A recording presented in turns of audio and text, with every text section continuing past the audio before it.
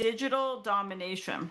So this all came about because I was talking to Betsy in our Connecticut office, and she she was saying that one of the ways that she's been building her business is with a local Facebook group. Like, she created a neighborhood Facebook group.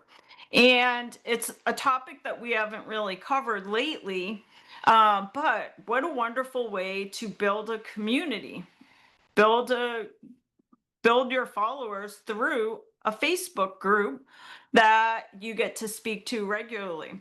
By the way, one of the ones that I'll show you in here is the Andover Mums group, which I'm a member of on Facebook, and I have been for many years. That's actually owned by a layer agent, and it has over 10,000 members in the Andover Mums Facebook group.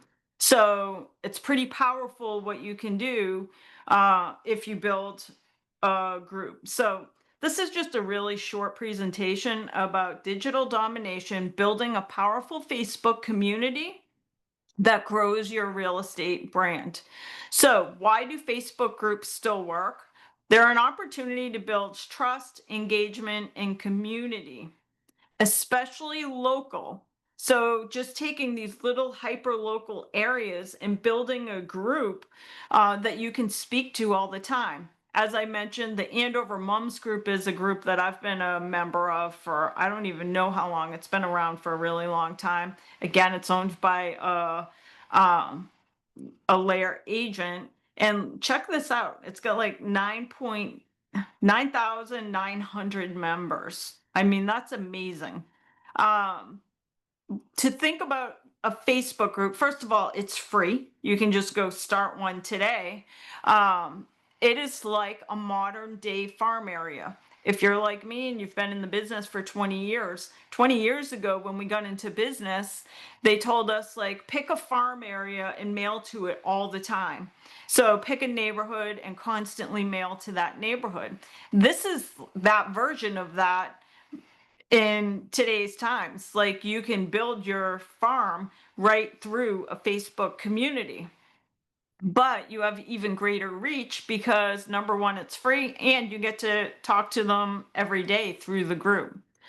So what are the different types? By the way, it can be literally anything. If you're into classic cars, then create a classic car group for your area, whatever you're in. But neighborhood group, for example, you could have Life on Lexington Lane, or a town group, what's happening in Milford. Property or condo groups. So if you're a member of a condo association, why don't you build a little group of people? Maybe it's a pickleball group that you talk to all the time. A mom's group, a small business group. Think about something that you're passionate about, because we said a few minutes ago, consistency is key. You want to make sure that it's something that you will continue to do even when you're bored of doing it, which will happen. You want it to be interesting enough that you want to keep posting to it. So you got to know what the why of the group is. So if it's a neighborhood group, maybe you're posting events like local fireworks, if there's town days, town meetings. Maybe if it's a town group, you're also sharing referrals, the best places for pizza, sharing local chatter about what's happening in the town, or helping neighbors like lost pets. All of these are on that Andover Moms group that I'm a part of. Some of the keys to success. Number one, you'll be more successful if you're hyper local, like a very small area, because there's not a lot of people that are focusing on the hyper local. And if you're helpful, consistent, non-salesy, you don't want it to be a place that people are constantly being sold. And one of the big keys to success is making sure that it's community first, that you're always thinking about what's best for the community first. There's public Facebook groups. So this is stuff that you should do a little bit of research on, like, how do you want your Facebook group to show up? A public Facebook group means that it's anybody can find it, but also all the posts are visible to everyone, even if they're not in the Facebook group. Not a huge fan of that personally, because then I prefer a private Facebook group. A private Facebook group is still a group that can be found through a search on Facebook. So the group can be found. It's just nobody can see anything in that group unless they request to join. And so these often are the best for a group that is managed by a real estate professional. That mom's group that I'm part of, that is a private Facebook group. So only people in the group can actually see the posts. There are some agents that also like to have hidden Facebook groups. Why would you do a hidden Facebook group? I think these are more for agents that specifically have Facebook groups around their clients.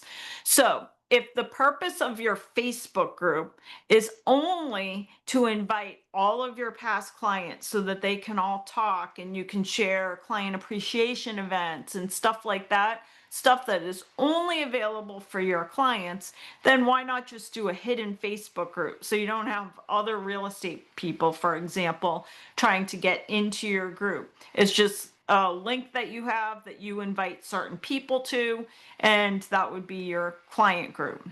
I think best for real estate agents is a private Facebook group. It gives you control, you can protect the vibe of the group, and it encourages authentic, safe conversations because not everybody can see the conversations, only the people who are um, part of the group.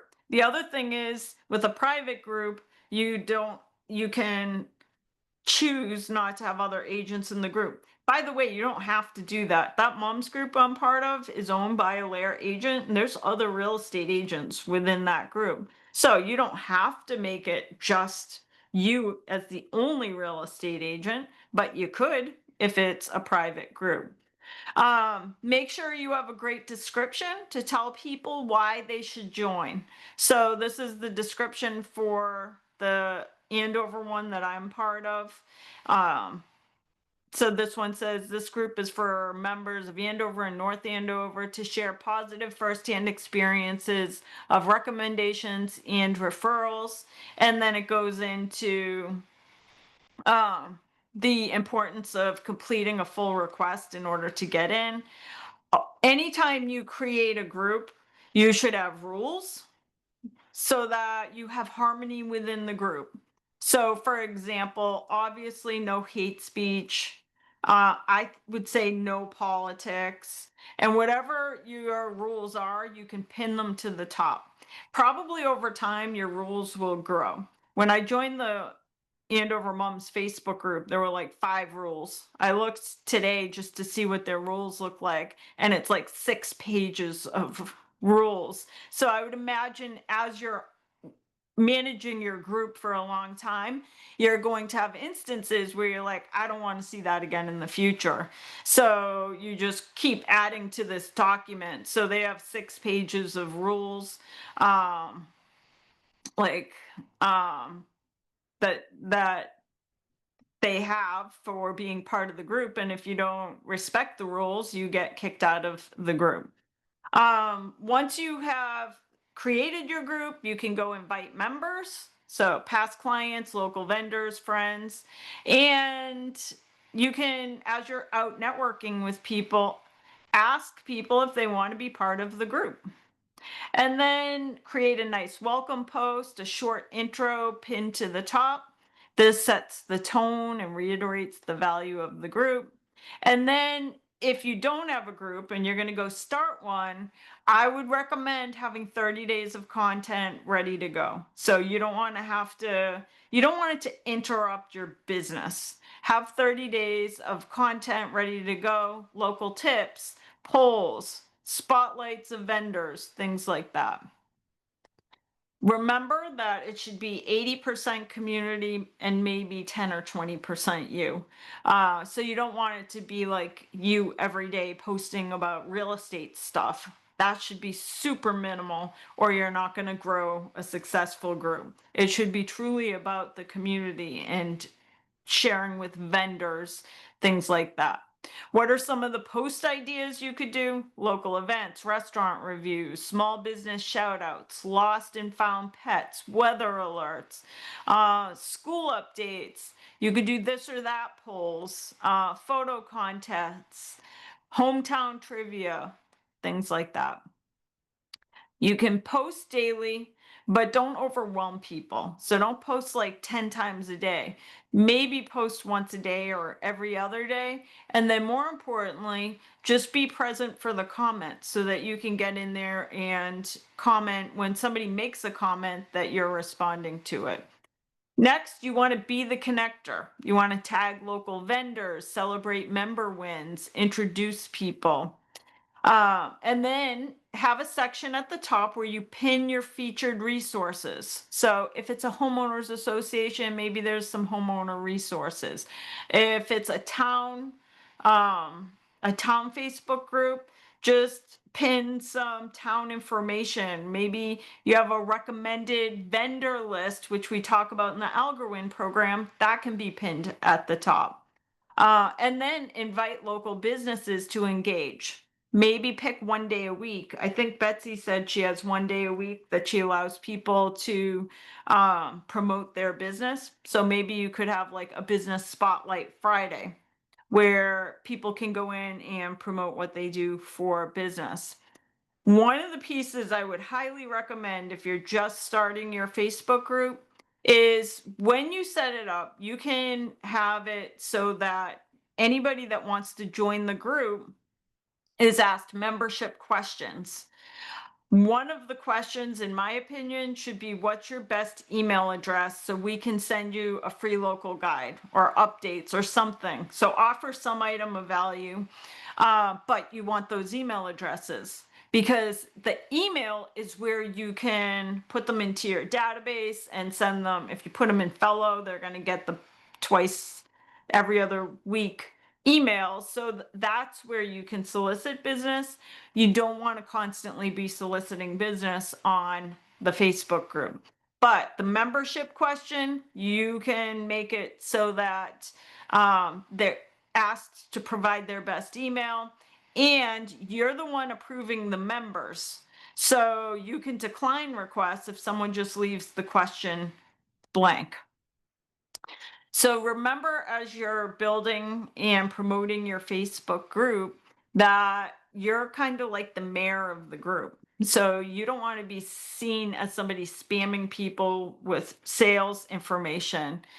Just be the mayor, the trusted resource, and people will begin to trust you as their trusted resource in real estate as well.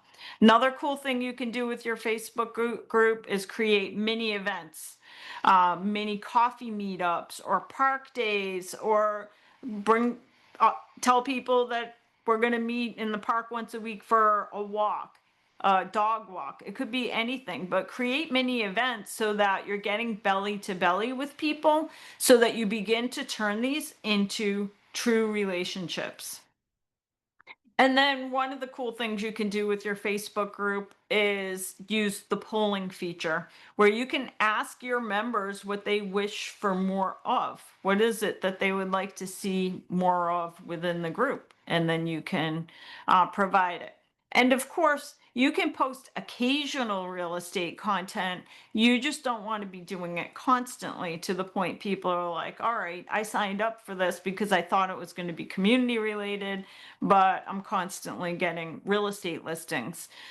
Instead, try to think of yourself as the mayor. Instead of posting like real estate listings or how great you are in real estate, just post what's happening in the market, like how many houses are on the market, like information people would be interested in no matter what, even if they're not interested in buying or selling right now. Biggest mistakes you could make with your Facebook group is just being too salesy or being super inconsistent.